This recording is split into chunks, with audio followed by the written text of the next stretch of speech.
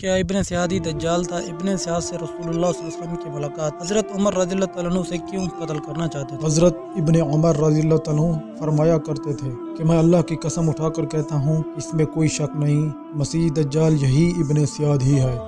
کیا مدینے میں رہنے والا ابن سیاد ہی اصل دجال تھا؟ یہ وہ سوال ہے جس کے جواب مبہم ہے اور کوئی بھی اس کی حقیقت پوری طرح بیان نہیں کر پایا۔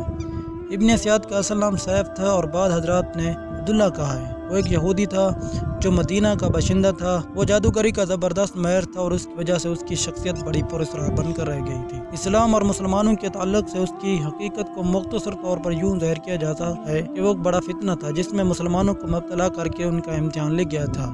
ان کے حالات بڑے مختلف تھے اور اس بنا پر صحابہ کرام رضی اللہ تعالیٰ عنہ کے درمیان بھی اس کے حیثیت کی تعین میں اختلاف تھا۔ حضرت عبداللہ بن عمر رضی اللہ تعالیٰ عنہما سے روایت ہے کہ ایک دن حضرت عمر فاروق صحابہ کرام ایک جماعت میں شامل ہو کر رسول اللہ صلی اللہ علیہ وسلم کے ساتھ